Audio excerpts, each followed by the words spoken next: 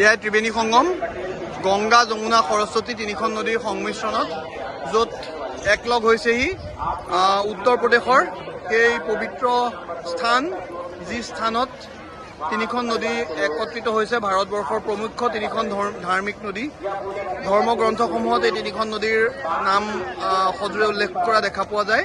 প্ৰতিখন ধৰ্মগ্ৰন্থতে এই তিনিখন নদীৰ নাম উল্লেখ কৰা দেখা পোৱা যায়। ইয়াৰ মান্যতা ভাৰতবৰ্ষৰ প্ৰতিজন ভাৰতীয়ৰ বাবে, প্ৰতিজন হিন্দু ভাৰতীয়ৰ বাবে এক অস্তিত্বৰ অনুভৱ। ভাৰতৰ এই পবিত্ৰ মাটিত আমাৰ পূৰ্বপুৰুষসকলৰ যি চানেকি, সেই চানেকিৰ অনুভৱ আমি ক'ব নোৱাৰাকৈ আৱেগিক হৈ পৰিছোঁ। এই মুহূৰ্তত সঁচাকৈয়ে ইয়াত যি অনুভৱ হৈছে, এই অনুভৱ আমি কেতিয়াও ব্যাখ্যা কৰিব নোৱাৰোঁ, কেতিয়াও আমি ক'ব নোৱাৰোঁ।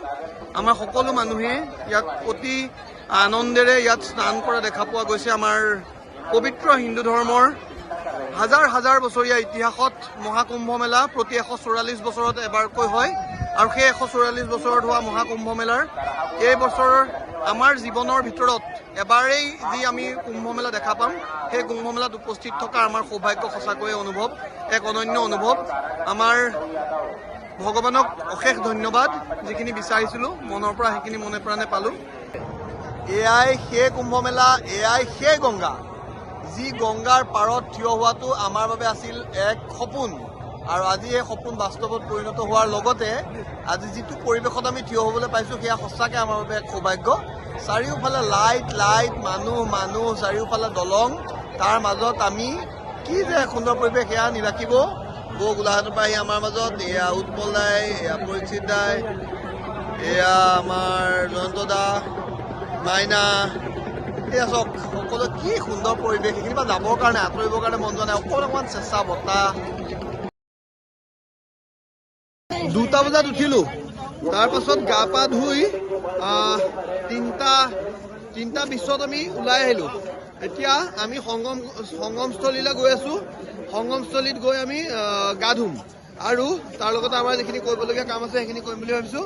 আমাৰ আহি পালোহি সংগমস্থলী, তিনিখন নদী গংগা যমুনা সৰস্বতী নদী সংগমস্থলী, একদম সংগমস্থলীত আছোঁ। আমি চেষ্টা কৰিম যে আমি নাৱেৰে সৈতে আগবাঢ়ি যাবলৈ পাৰোঁ সংগমস্থলীৰ মাজলৈ। নাজানো আমি কিমান সফল হ'ব পাৰোঁ, কিন্তু মন আছে সংগমস্থলী একেবাৰে মাজলৈ যাবলৈ। কিন্তু ইয়াত যি পৰিৱেশ সৃষ্টি কৰা হৈছে, সঁচাকৈ চাবলগীয়া এক পৰিৱেশ, অনন্য পৰিৱেশ, আৰু এই পৰিৱেশ আমি ইয়ালৈ নহ'লে কেতিয়াও ধৰিব নোৱাৰোঁ, কেতিয়াও অনুভৱ কৰিব নোৱাৰোঁ আঁতৰৰ পৰা। এই গংগা নদীৰ দুই পাৰে, এই পাৰে আৰু ইটো পাৰে, ওপৰত আকাশত চন্দ্ৰমা, পূৰ্ণিমা, মাঘী পূৰ্ণিমাৰ বিশেষ দিন। সেই আকাশত হোৱা জোনে তিৰবিৰাই আছে, আকাশত জোনে তিৰবিৰাই আছে।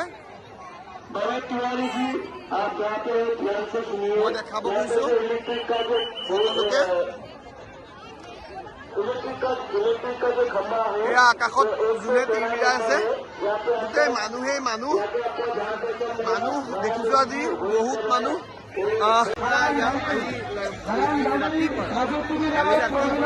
আহি ইয়াতে অৱস্থান হৈ আছে, আৰু এতিয়া চবেই বেলেগ বেলেগ গা ধুবলৈ লৈ আছে। 6:39ত ছানৰাইজ দেখাইছে, সূৰ্যোদয় দেখাইছে। গতিকে আমি সূৰ্যাৰ্ঘ্য দিবলৈ হ'লে 6:39ৰ পিছত দিব লাগিব, আৰু যিহেতু পূৰ্ণিমা তিথিটো মান্যতা আহিব, আমাৰ তিথিটো হ'ব হেৰিদিনা সূৰ্যোদয় দেখাৰ পিছৰ পৰা আমাৰ তিথিটো আমি হেৰি কৰোঁ হিন্দু শাস্ত্ৰ মতে। গতিকে আমি তিথিৰ হেৰি হোৱালৈকে আমি বাট চাম, সূৰ্যোদয় হোৱালৈকে আমি বাট চাম স্নান কৰিবৰ বাবে। বাকী সকলো ভাৰতীয়ই ইয়াত বিভিন্ন অঞ্চলৰ পৰা আৰু পৃথিৱীৰ দেশ বিদেশৰ পৰা বিভিন্ন মানুহে ইয়ালৈ আহিছে। আমি বহুত ফৰেনাৰ লগ পাইছোঁ, ফৰেনাৰ দেখিছোঁ।